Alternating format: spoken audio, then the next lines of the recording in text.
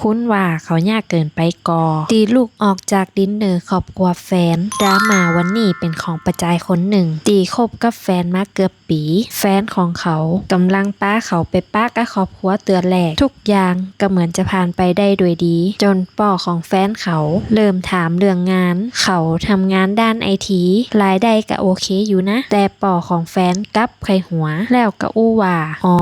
อันก็แค่หนังหน้าคอมทั้งวันบ่ใจประจายที่เขาคิดไว้สำหรับลูกสาวเลยทุกคนก็ไขหัวแห้งๆเขาก็พยายามเล่นมุกกบเกลื่อนแต่ป่อของแฟนก็ยังอู้ต่อว่าหวังว่าสักวันเขาจะหางานแต่ได้จะได้เลี้ยงครอบครัวไหวตอนนั้นเขารู้สึกเหมือนโดนดูถูกตอนหน้าแฟนและครอบครัวเขาเลยขอตัวออกมาเงียบๆแฟนของเขาก็กลับบอกว่าเขาอยากให้เธอขายหน้าแล้วป่อเธอก็แค่ล้อเล่นมาได้แต่สำหรับเขามันบ่ตลกเลยคุณคิดว่าเขายากเกินไปก่อคอมเมนต์อู้กันได้เนอะเจ้า